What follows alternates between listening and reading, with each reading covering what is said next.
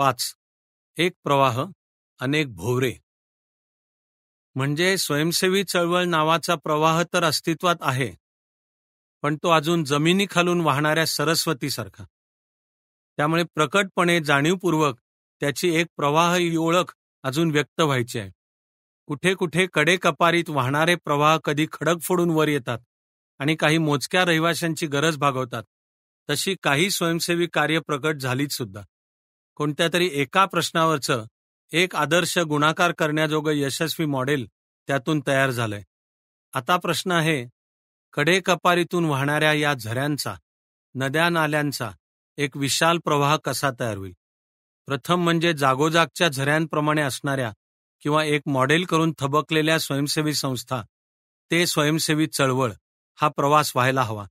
यावर मतैक्य हवं. तेही नुसतंच तत्वतः नाही तर व्यावहारिक सुद्धा. आता तत्वतः तसं मतैक्य जवळजवळ आहेच. व्यवहारतः मात्र प्रश्न येतात.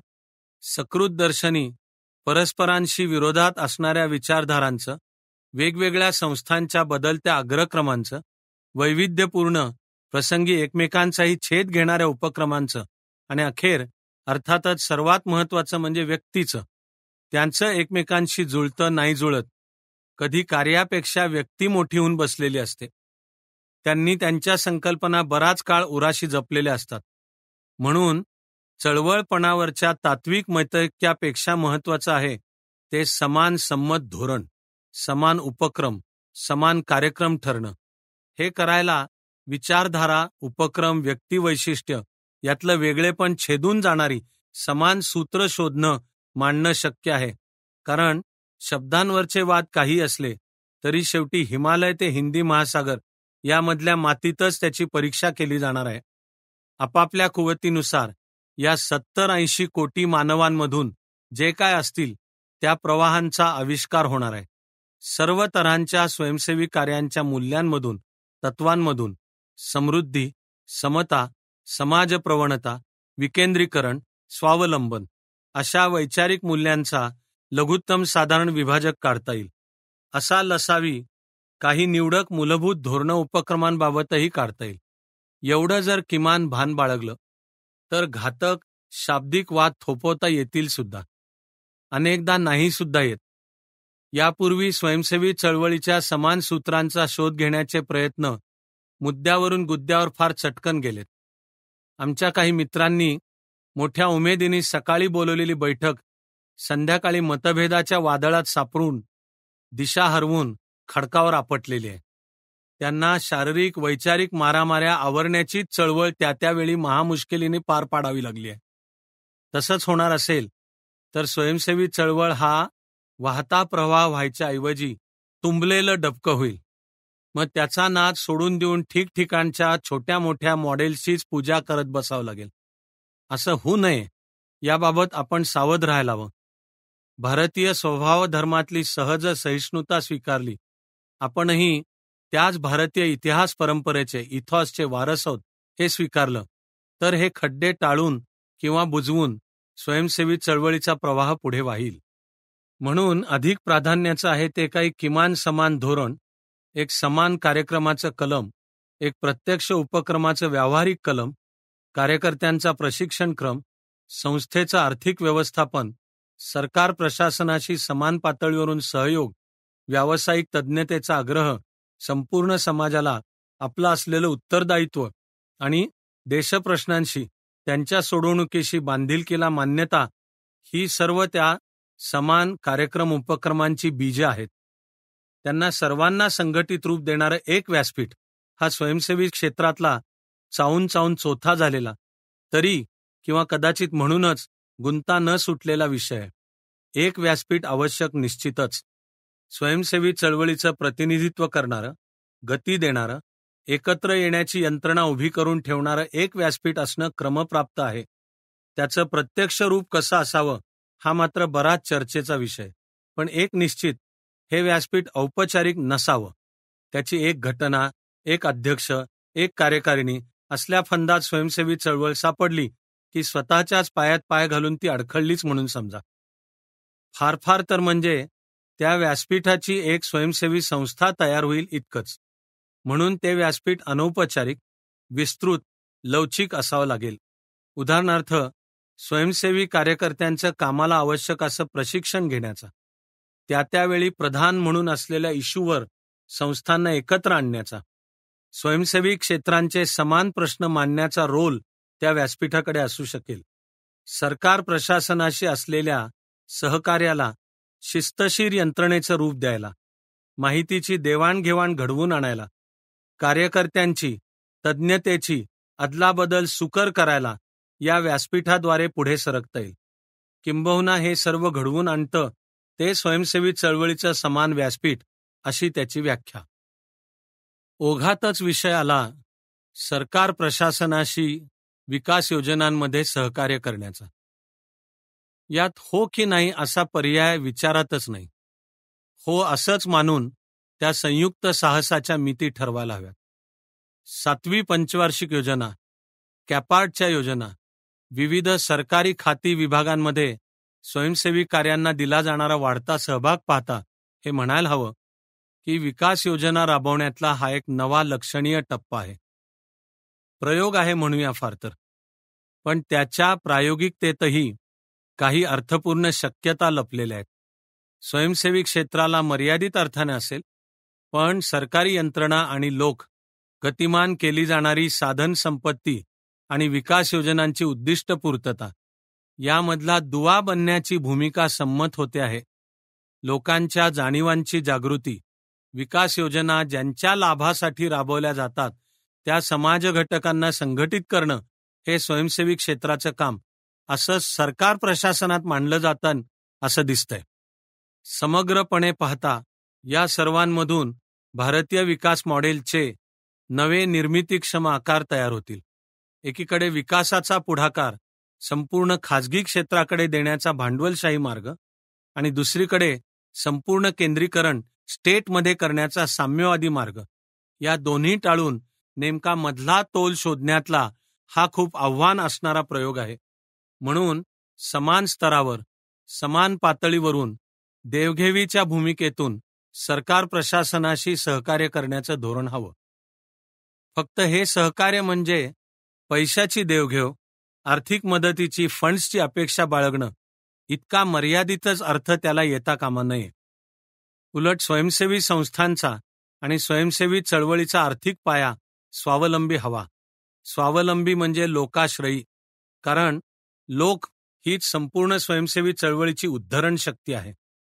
त्यातूनच स्वयंसेवी कार्यांना आवश्यक तो पैसा उभा राहायला हवा. तो देणग्या, गुरुदक्षिणा, डिपॉझिट्स, स्वतः काही उत्पादक कामं हाती घेणं, एक निधी कॉर्पस उभा करणं या मार्गाने आजपर्यंत खेळत आला आहे. आता त्यात सामाजिक कृतज्ञता निधीसारख्या नव्या संकल्पनेची भर पडली आहे. अशाच प्रकारच्या स्वयंसेवी चळवळीचा आर्थिक पाया जोपासला म्हणजे खरं स्वयंसेवित्व टिकेल, ते सांभाळून परवडेल, किमान गरजांना आवश्यक वाटेल एवढ्याच सरकारी आर्थिक मदतीचं स्वागत असावं. असंच परकी मदत स्वीकारण्याबाबत स्वयंसेवी संस्थेची एक पाहणी असं दर्शवते की त्यांना मिळणारी मदत जास्त करून परदेशातून मिळते. आता ती स्वीकारायची की नाही, असल्यास किती, हा नैतिक व्यावहारिक पेच होऊन बसलाय. एकीकडे स्वावलंबन हे ध्येय मानायचं, दुसरीकडे सगळंच अवलंबन परकी पैशावर, हे कसं काय, असा तो नैतिक पेच.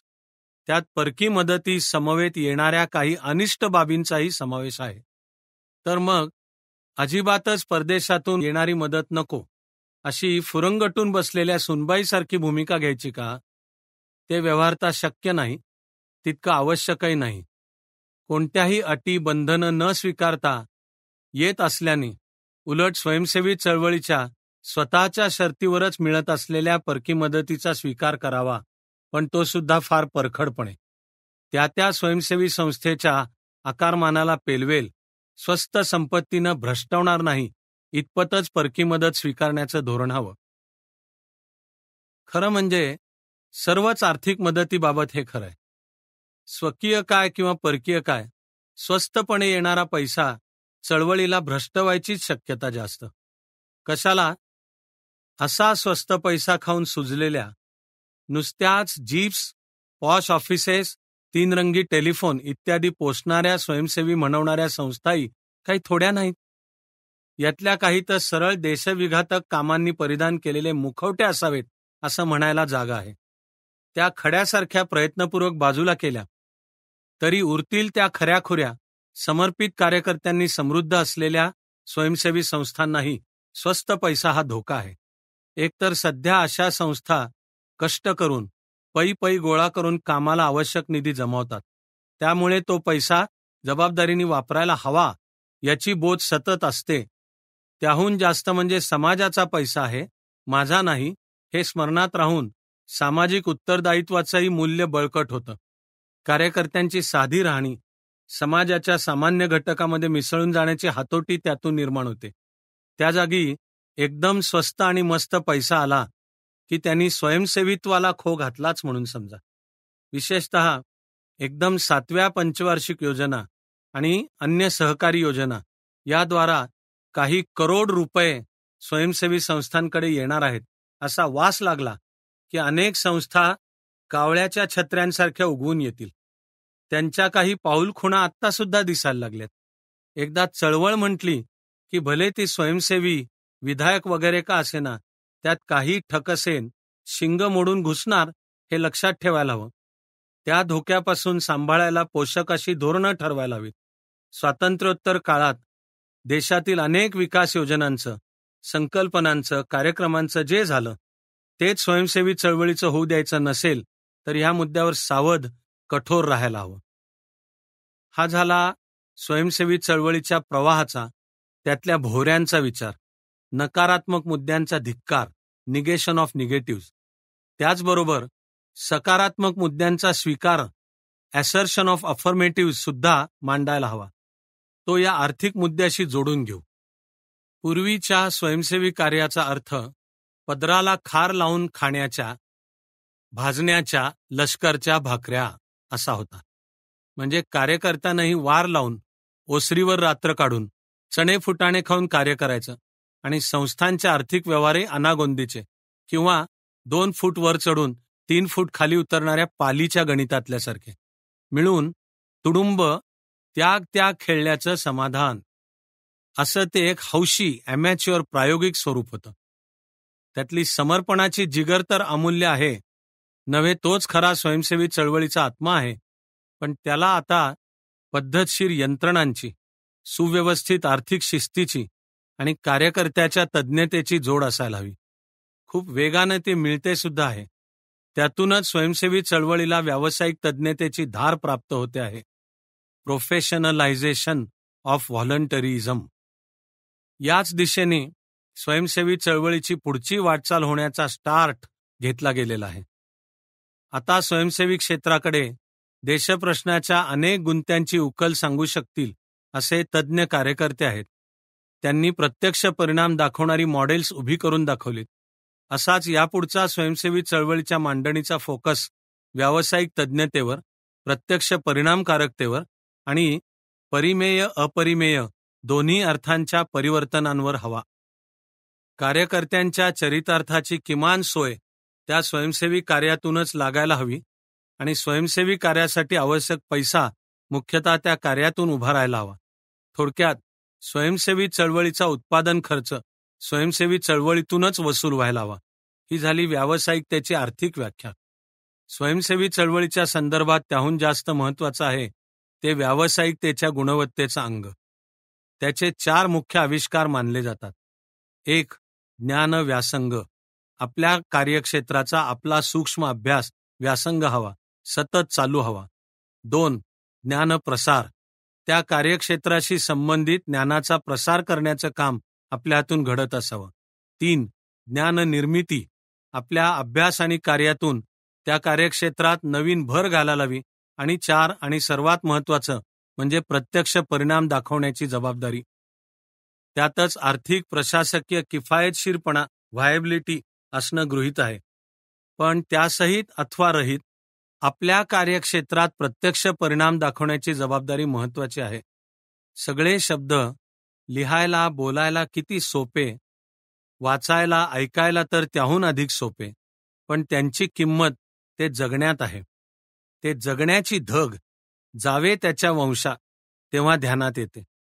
5-5, 10-10 वर्ष जास्त सुद्धा एकाच क्षेत्रात, एकाच प्रश्नावर अक्षरशः गाडून पेरून श्रम ओतल्यावर कुठे निर्मितीची 2 कोवळी लुसलुशीत पानं उगून येताना दिसतात.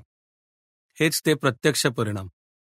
म्हणजे परिवर्तन कधी आकड्यात, संख्येत, आकारात मोजता येणारं, कधी मोजता न येणारं, पण मनुष्य घडणीचं चित्र चितारणारं, आंदोलनाची वादळं उठवणारं किंवा निर्मितीचे दीप पेटवणारं. या दोन्ही किनाऱ्यांना स्पर्श करत पुढे जाते आहे, फुलते आहे ती विकासाची स्वयंसेवी चळवळ. अशा चळवळीच्या नामाला, रूपाचा आकार देणाऱ्या, संघटित जनसमूहांचा आधार शोधणाऱ्या प्रत्यक्ष कृतीच्या दिशा आता मांडायला हव्यात. 6.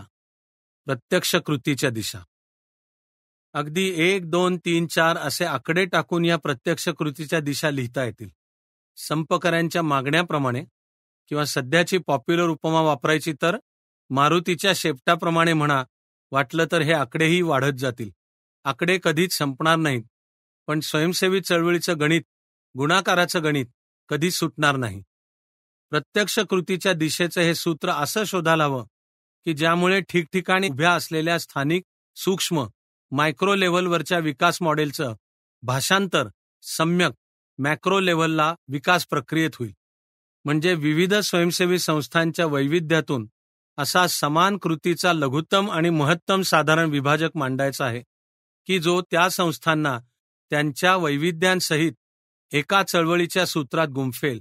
किंबहुना या लसावी मसावीचा शोध घेत घेतच तर आपण पायरी पायरीने प्रत्यक्ष कृतीच्या दिशेचं दर्शन घेण्याच्या गाभाऱ्यात पोचलो आहोत.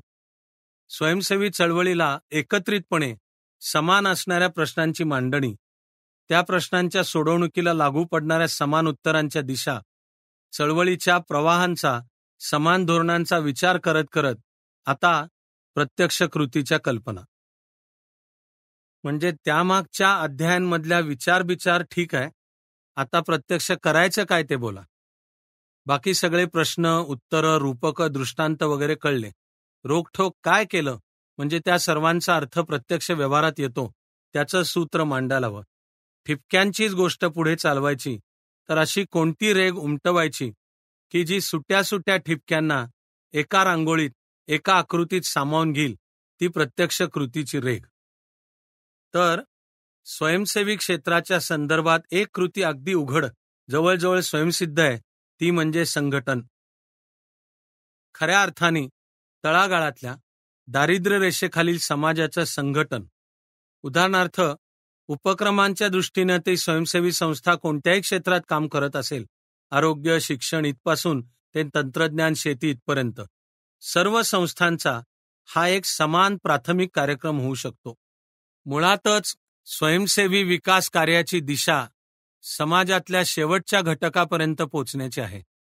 विकासाच्या प्रक्रियेत हा समाजातला शेवटचा दरिद्री, साधनशून्य असा मोठा घटक सामावून घेऊन त्याच्यापर्यंत विकासाची फळं पोचवणं आणि त्याआधी विकासाची जाणीव जागवणं हे स्वयंसेवी क्षेत्राचं सहजसिद्ध समान उद्दिष्ट आहे.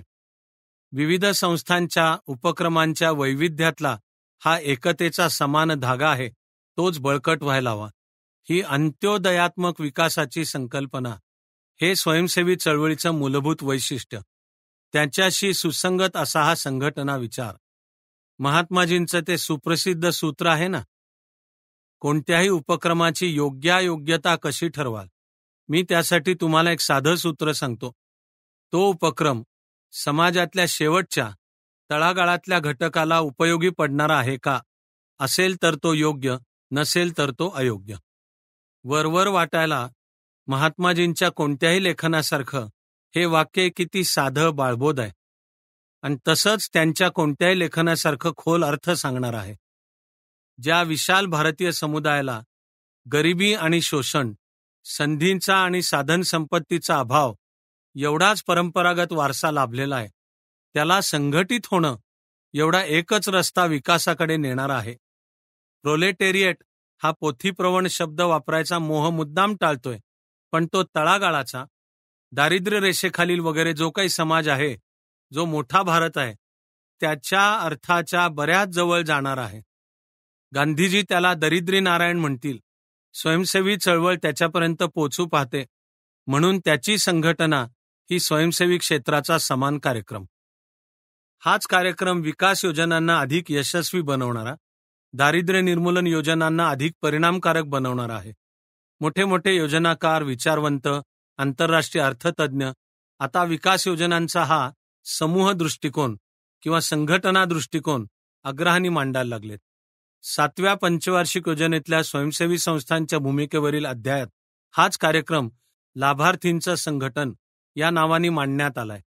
ही जबाबदारी स्वयंसेवी क्षेत्राची, हे संमत झालंय. कॅपार्टचं सहाय्य लाभार्थींचं संघटन या उपक्रमासाठी खुलं आहे. कारण अगदी सोपं आहे. दारिद्र्य निर्मूलनाच्या थेट चढाई सिद्धांतानुसार गरिबातल्या गरिबापर्यंत भांडवल, पैसा, गायी, म्हशी, शेळ्या वगैरे वगैरे नेऊन पोचवायचं. पण ते केवळ एकेका व्यक्तीपर्यंत नेण्यात तोटे आहेत. एकतर ते त्यांच्यापर्यंत नेऊन पोचवायची यंत्रणा उभी करण्यातच बराच खर्च होतो. त्यामुळे विकासातले अनुत्पादक खर्च विभागले जातात. एकेकटा लाभार्थी, त्याला मिळालेला लाभ, उदाहरणार्थ एकात्मिक ग्रामीण विकास योजनेखालील 3,600 रुपये अनुत्पादक बाबतीत लग्न, दारू वगैरे उधळून द्यायची शक्यता असते असा अनुभव आहे. शिवाय एकदा किंवा दोनदा 4-5 हजार रुपये देण्यानं एखादा कायमसाठी दारिद्र्य रेषेच्या वर येईल ही कल्पना तितकीशी अर्थशास्त्र संमत नाही. याउलट समजा 10च्या समूहाला लाभ नेऊन पोचवला, म्हणजे समजा 40,000, तर एकाला एक धरून उभा असल्याने हा पैसा फालतू उडवला जायची शक्यता कमी. उत्पादक व्यवसाय उभं करायला 40,000चं एकत्रित भांडवलही जास्त किफायतशीर. रोजगार हमी योजनेअंतर्गत तर किमान 10-10ची एक गँग असावीच लागते. असा मिळून तो नव्याने स्वीकारला जात असलेला समूह किंवा संघटना दृष्टिकोन. मग मांजराच्या गळ्यात घंटा बांधायची कोणी टाईपचा प्रश्न शिल्लक राहतो की समूहांना संघटित करायचं कोणी, कसं? आज समोर चटकन येणारं उत्तर आहे स्वयंसेवी संस्थांनी. कारण प्रारंभापासून स्वयंसेवी क्षेत्रानं हेच काम केलंय. एकतर विकासाचे लाभ थेट लाभार्थीपर्यंत कमीत कमी खर्चात अधिक किफायतशीरपणे पोचवण्याची यंत्रणा जागोजाग या स्वयंसेवी संस्थांनी उभी करून दाखवली. त्याहून जास्त म्हणजे स्वयंसेवी संस्था नुसते संबंधित फंड्स लाभार्थींपर्यंत पोचवून थांबत नाहीत. त्यांचा ह्या समाजाशी अगदी घनिष्ठ नातेसंबंध असतो. त्यांना स्वयंसेवी कार्यकर्ते या फंड्सचा योग्य वापर कसा करायचा, का करायचा हेही शिकवतात. नेमकं सांगायचं तर विकासाची जाणीव निर्माण करण्याचं काम करतात. नेमकं हेच तर मुळी स्वयंसेवी चळवळीचं मुख्य गाभाचं कार्य, जाणीव जागृतीचं कार्य. अधिक प्रत्ययकारी शब्द वापरायचा तर प्रबोधन आणि जागरणाचं कार्य. नुसते अमुक इतके पैसे तळागाळातल्या समाजाला दिले की झाला त्यांचा विकास असं होत नाही. त्यात विकासाची जाणीव, आपल्या हक्क आणि कर्तव्यांचं व्यापक अर्थाचं अस्मितेचं भान आलं की विकास होतो. ते नसलं की गळक्या हंड्यातल्या पाण्याप्रमाणे पैसा वाहून जातो. ती जाणीव निर्माण करण्याचं, लोकशिक्षणाचं, प्रबोधन आणि जागरणाचं काम हे स्वयंसेवी चळवळीचं मुख्य काम. म्हणून संघटना, या तळागाळातल्या समाजाची संघटना हे मुख्य साधन. हे अजूनही सोप्या नेमक्या कृतीच्या भाषेत सांगता येईल. उदाहरणार्थ, एकात्मिक ग्रामीण विकास योजना किंवा रोजगार हमी योजनेच्या अंतर्गत लाभार्थींच्या म्हणजे दारिद्र्य रेषेखालीलांच्या याद्या, रजिस्टर्स आता तयार झालेली आहेत. गावोगाव ही ग्रामसेवकाकडे आहेत किंवा तालुका स्तरावर पंचायत समितीकडे, पुढे जिल्हा स्तरावर जिल्हा परिषदांकडे ही रजिस्टर्स आहेत. त्यातल्या काही संभाव्य दोष गृहीत धरून सुद्धा त्यात तो तळागाळातला म्हणतात की काय तो समाज व्यवस्थित उतरवून काढलेला आहे. तो संघटनेचा पाया ठरू शकतो. मग एकेका स्वयंसेवी संस्थेनी आपल्या कुवतीनुसार 1, 2, 5, 50 गावं निवडायची, त्यातल्या दारिद्र्य रेषेखालील घटकांना संघटित करायचं, त्यांचे मेळावे, शिबिरं, कृतीसत्र योजायची. हे सर्व काम सरकार प्रशासनाशी जवळून सहयोग करून होऊ शकतं, व्हायला हवं. यात गावाची निवड, याद्या मिळवणं इत्यादीमध्ये आधी म्हटलेल्या त्या समान व्यासपीठाचा रोल महत्त्वाचा ठरेल. आणि मेळावे, शिबिरं, कृतीसत्र योजून प्रत्यक्ष संघटना बांधण्यासाठी कार्यकर्त्यांचा समान प्रशिक्षण क्रम उपयुक्त ठरेल.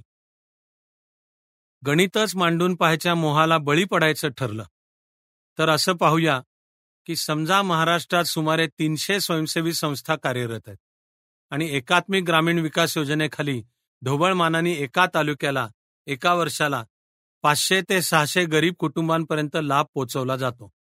रोजगार हमी योजनेबाबत उपलब्ध असलेल्या एका संख्येनुसार एका जिल्ह्यात रोजगार हमी योजनेवर किमान 2,000, कमाल 60,000 आणि सरासरीने दररोज 27,000 मजूर वर्षभर कामात असतात. आकडेवारीतले काही उण्या अधिक करूनही उरेल त्या या विशाल समुदायापैकी समजा सरासरीनं एका स्वयंसेवी संस्थेने 1,000 लाभार्थींची संघटना बांधायचं काम पत्करलं तर केवढं काम उभं राहील? करा गणित. मग लक्षात येईल हा मोह आहे असं का म्हटलं ते. या विशाल लाख मोलाच्या समाजात विकास योजना अधिक परिणामकारक होत प्रबोधनाचं वारं वाहू लागेल. तेव्हा जगन्नाथाचा तो स्वयंसेवी रथ ही एक विधायक चळवळ बनेल. प्रवाहाची दिशा ही तळागाळातल्या समाजापर्यंत पोचण्याची, असं ते संघटना तत्व. त्यालाच एका उपक्रम तत्वाचीही जोड लागेल. एकच कोणता तरी असा प्रत्यक्ष विधायक उपक्रम की जो प्रत्येक स्वयंसेवी संस्था आपापल्या आकारमानानुसार पार पाडेल. सर्व स्वयंसेवी चळवळीचा म्हणून असा एक प्रत्यक्ष परिमेय प्रातिनिधिक उपक्रम हवा. आपापले उपक्रमांचे अग्रक्रम सांभाळून सर्व स्वयंसेवी संस्था एवढा एक उपक्रम स्वीकारू शकतील. तो उपक्रम उत्पादक, श्रमकेंद्रित, लेबर इंटेन्सिव्ह आणि रोजगार निर्मिती करणारा, प्रत्येक संस्थेला आणि सामान्यातल्या सामान्य माणसाला ज्यात सहभागी होता येईल असा हवा. म्हणजे छोटं रूपक सांगायचं तर चरख्याची स्वातंत्र्योत्तर आवृत्ती असा तो उपक्रम हवा. साधं देशभर झाडं लावण्याचं किंवा दुग्धपालनाचं जाळं विणण्याचं काम हा तो उपक्रम असू शकतो. त्याचंच विस्तृत स्वरूप म्हणजे पाणलोट क्षेत्राचा विकास. संघटना तत्वातल्याप्रमाणे इथेही प्रत्येक संस्थेला आपापल्या आकारमान आणि कार्यक्षेत्रानुसार 1, 2, 5, 50 गावं निवडून तिथे वनीकरण, दुग्धपालन, जमीन पाणी व्यवस्थापनाद्वारा पाणलोट क्षेत्राच्या विकास योजना अंमलात आणता येतील. हे करताना आधी उभारलेली ती लाभार्थींची संघटना आधारभूत ठरेल. पाणलोट क्षेत्राचा विकास किंवा स्वयंसेवी क्षेत्रातल्या विचारमंथनातून वर येणारा कोणताही एक उपक्रम अंमलात आणतानाही सरकारी प्रशासकीय यंत्रणांशी कृषी, पाटबंधारे, मृतसंधारण, वन इत्यादी खात्यांशी जवळून सहयोग असू शकतो. उदाहरणार्थ, प्रत्येक गावाच्या पाणलोटांची शास्त्रीय माहिती भूसंधारण विभागाकडे तपशीलवार नकाशासह उपलब्ध असते. या शास्त्रीय व्यावसायिक तज्ज्ञतेसहित लोकशक्ती गतिमान करून विकास प्रकल्प आकाराला आणले तर ती चळवळ. कारण तांत्रिकदृष्ट्या नुसता उपक्रमासाठी उपक्रम राबवणं हे स्वयंसेवी चळवळीचं काम नाही, तर लोकांच्या सहभागातून, लोकशक्तीच्या संघटनेतून विकासाचा व्यवहार करून दाखवणं हे स्वयंसेवी चळवळीचं गमक. म्हणून जो उपक्रम ठरेल तो विकासाच्या प्रांतातील प्रवेशस्थान, एंट्री पॉइंट मानून पुढची बांधणी व्हायला हवी. असं हे तत्वद्वय, संघटना तत्व आणि उपक्रम तत्व. स्वयंसेवी चळवळीच्या रचनात्मक अंगाची ही झाली 2 मूलभूत सूत्र. स्वयंसेवी चळवळीच्या संघर्षात्मक अंगांची ही सूत्र शोधायला हवीत. स्वयंसेवी चळवळ केवळ अर्ज विनंत्या, मलमपट्टी करणारी सेवाभावी संस्था होणं अपेक्षित नाही. उलट संघर्षात्मक आणि रचनात्मक दोन्ही अंगांनी ती पुढे सरकायला हवी. यावर बहुधा एकमत असावं, निदान तात्विक. कारण तात्विक आणि व्यावहारिकदृष्ट्या सुद्धा विकासाच्या वाटेवर रचना आणि संघर्ष दोन्ही अपरिहार्य आहेत, परस्पर पूरक आहेत. त्या एकाच नाण्याच्या 2 बाजू आहेत. प्रत्यक्षात मात्र बऱ्याचदा असं दिसतं की विधायक रचनात्मक उपक्रमात गर्क होऊन असलेली स्वयंसेवी कार्य संघर्षात्मक रस्त्याला कमी लेखतात, बिचकतात किंवा विघातक, उथळ मानतात. तर संघर्षात्मक पावित्र्यावर श्रद्धा बाळगणाऱ्या चळवळी, रचना, विधायक कामं वगैरेंची हेटाळणी करतात. हेही असंच एक द्वैत की जे संपायला हवं. स्वातंत्र्योत्तर काळात जे नातं आणि प्रारंभी जो सकृतदर्शनी विरोध, सामाजिक सुधारणा आणि राजकीय स्वातंत्र्य यात होता, तेच नातं, तोच सकृतदर्शनी विरोध स्वातंत्र्योत्तर काळात रचनात्मक चळवळ आणि संघर्षात्मक चळवळ यात आहे. क्रमाक्रमाने ऐतिहासिक प्रवाहांचा विकास होत जेव्हा सामाजिक सुधारणांचा लढा आणि राजकीय सुधारणांचा लढा यातलं द्वैत संपलं, तेव्हा भारतीय स्वातंत्र्याची चळवळ परिपूर्ण बनली. उदाहरणार्थ, चतुसूत्री विचारात घेतली तर त्यातला बहिष्कार हे संघर्षात्मक रूप आहे, तर स्वदेशी आणि शिक्षण हे रचनात्मक. चौथं सूत्र स्वराज्य हे त्या चळवळीचं ध्येय होतं. स्वातंत्र्योत्तर काळातल्या संघर्षात्मक रचनात्मक चळवळींचं समान ध्येय विकास हे ठरतं. स्वातंत्र्यपूर्व काळात स्वराज्य याही ध्येयाचा शोध आणि अर्थ क्रमाक्रमाने ठरत गेला. एतद्देशीयांचा सरकारात समावेश, वसाहतीचं स्वराज्य, होम रूल आणि अखेर पूर्ण स्वातंत्र्य. तसा क्रमाक्रमाने विकास या ध्येयाचा शोध लागण्याची, अर्थ ठरवण्याची ऐतिहासिक प्रक्रियाही आपल्या देशात आज चालू आहे. त्या ऐतिहासिक प्रक्रियेचाच हा एक आविष्कार आहे. 7. भारतीयत्वाचा शोध. आविष्कार. भारताच्या स्वातंत्र्य लढ्याची आठवण फार वेळेवर झाली, कारण स्वयंसेवी चळवळीचं आत्मिक नातं त्या स्वातंत्र्य लढ्याशी जाऊन भिडतं. त्यातले आधीच्या काळात स्वदेशी आणि शिक्षण, नंतरच्या काळात खादी, अस्पृश्यता निर्मूलन, स्त्री जागृती, आश्रम, नई तालीम, गोशाळा इत्यादी उपक्रम हे स्वयंसेवी चळवळींचेच पूर्वज. तेव्हा स्वातंत्र्य हे उद्दिष्ट प्रधान होतं. त्याभोवती समाज संघटित होत स्वातंत्र्याचा लढा उभा राहिला. आधुनिक राष्ट्राचा उदय झाला.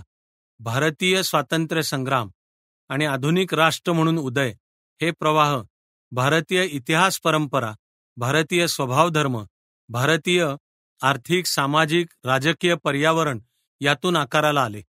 म्हणून भारताचा स्वातंत्र्य लढा हा नुसता भौगोलिक अर्थाने नाही, तर गुणात्मक अर्थाने, राष्ट्रीय अर्थानेही भारतीय होता. भारतीयत्वाचा आविष्कार करणारा होता. गांधीजींच्या संकल्पनेतला लोकसेवक संघ किंवा विनोबाजींच्या वास्तवातली भूदान चळवळ हे त्याचेच स्वयंसेवी स्वातंत्र्योत्तर आविष्कार. 15 ऑगस्ट 1947 पर्यंत स्वातंत्र्य हे ध्येय होतं. आता ते साधन ठरलं पुढचं ध्येय साध्य करण्यासाठी, आणि ते पुढचं ध्येय म्हणजे विकास. 15 ऑगस्ट पूर्वी ध्येय कळायला सोपं होतं, शत्रू उघड दिसणारा होता. आता विकासाचा लढा हे अवघड काम आहे. शत्रू न कळणारा, छुपा, आपल्यापैकी प्रत्येकाच्या आत लपलेला आहे. त्याच्या विरुद्ध संघर्षात्मक, रचनात्मक दोन्ही अंगांनी लढा म्हणजे विकासाची चळवळ. या चळवळीवरची ही ऐतिहासिक जबाबदारी भारतीयत्वाचा आविष्कार करण्याची आहे. म्हणजे विकासाचा खास भारतीय रस्ता, भारतीय इतिहास परंपरेतून उगम पावणारा, भारतीय राष्ट्रीय चारित्र्य घडवणारा आणि भारतीय मातीतली सर्जनशीलता फुलवणारा असा हा रस्ता म्हणजे भारतीयत्वाचा आविष्कार. तो घडवण्याची, शोधण्याची एक भव्य इतिहास प्रक्रिया चालू आहे.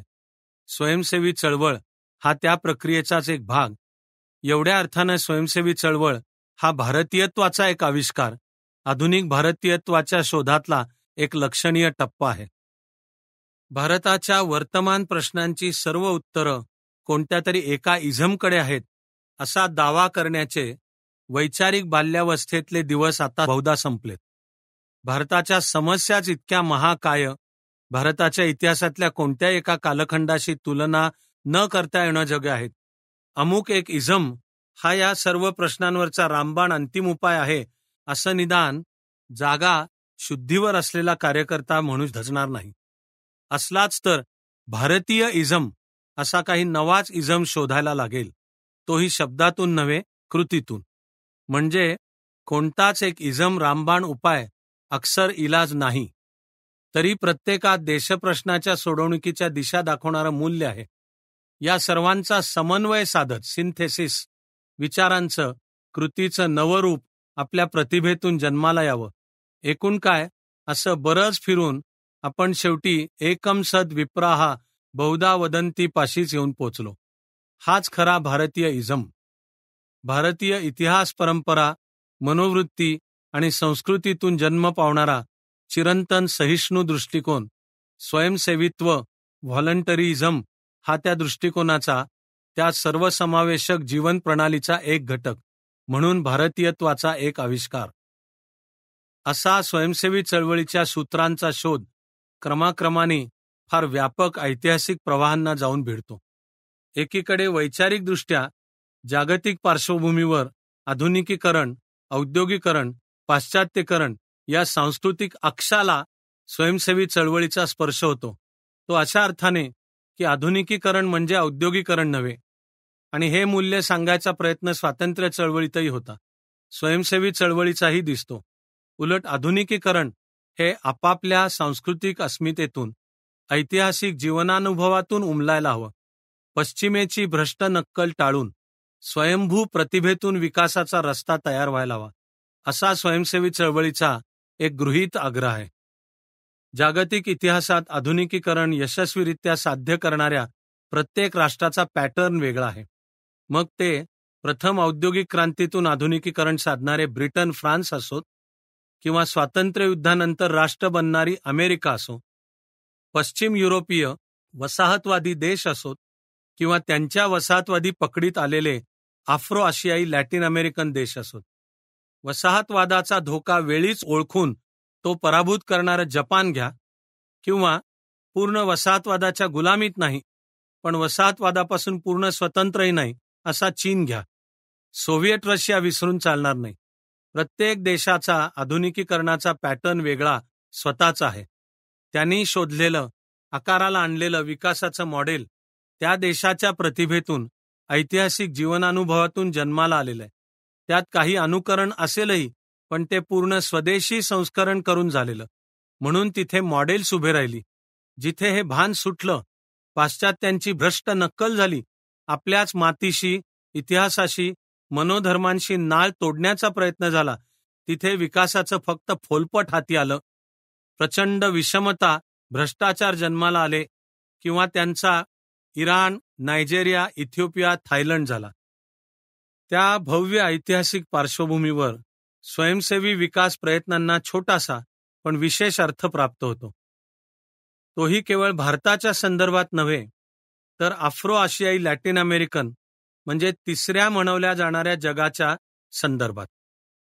भारताच्या स्वातंत्र्योत्तर विकासक्रमातल्या सर्व मर्यादा, उणीव, दोष लक्षात घेऊन सुद्धा असं म्हणायला जागा आहे की ह्या तिसऱ्या विश्वाला प्रकाशाचे काही किरण दाखवेल असं तेज भारतीय विकास मॉडेलमध्ये निश्चित आहे. स्वयंसेवी चळवळ हा त्याचाच एक महत्त्वाचा अंश. तिसऱ्या जगाचे, विकसनशील देशाचे प्रश्न, त्यातही भारताच्या आर्थिक, सामाजिक, राजकीय वैशिष्ट्यांमुळे उद्भवणाऱ्या पर्यावरण आणि विकास पॅटर्नमधल्या भारतीयत्वाचा आविष्कार, अशा सर्व मुद्द्यांच्या संदर्भात स्वयंसेवी चळवळीला एक मर्यादितच पण महत्त्वाचा अर्थ आहे. या अर्थाने स्वयंसेवी चळवळ हे विकासाचं पर्यायी मॉडेल होऊ शकतं का, या प्रश्नाला आज तरी अगदी ठामपणे होकारार्थी उत्तर देता येत नाही. पण स्वयंसेवी चळवळीत पर्यायी मॉडेल उत्क्रांत करण्याची बीजं आहेत, काही मूलगामी प्रतिभाशाली सूत्र आहेत, इतकं म्हणता येईल. योजनाबद्ध विकास, community development, national extension service, Panchayati Raj यंत्रणा, सहकार चळवळ, खादी आणि व्हिलेज इंडस्ट्रीज कमिशन या अनुक्रमात आता स्वयंसेवी चळवळ बसेल. म्हणजे पायरी पायरीनं हे प्रयोग करत आज स्वयंसेवी चळवळीकडे आशेनं बघितलं जातंय. कारण या सर्वच प्रयोगांचा गाभा जनतेचा सहभाग हा होता. विकास ही एक लोकांची चळवळ म्हणून चालणारी, लोकांच्या सहभागातून पुढे जाणारी प्रक्रिया करण्याचा हेतू त्या प्रयोगांमध्ये होता. या प्रत्येक प्रयोगाचं स्वतःचं यश अपयश आहेच. ज्या प्रमाणात विकासाला लोक आंदोलन बनवण्यात हे प्रयोग सफल झाले, त्या प्रमाणात त्यांचं यश आहे, बाकी अपयश. हाच निकष स्वयंसेवी चळवळीलाही लागू आहे. हे प्रयोग चालू असताना स्वयंसेवी चळवळीचे दीपही ठिकठिकाणी तेवत होते. आज तात्पुरता तरी त्यांचा प्रकाश काही ठिकाणी भरून राहिला आहे. अनेक विचारवंत, योजनाकार आणि कार्यकर्त्यांनाही वाटतं की लोककेंद्रित विकासाची चळवळ उभी करण्याचं, भारतीयत्वाचा स्वातंत्र्योत्तर आविष्कार शोधण्याचं अल्पसं काम स्वयंसेवी चळवळ करू शकेल.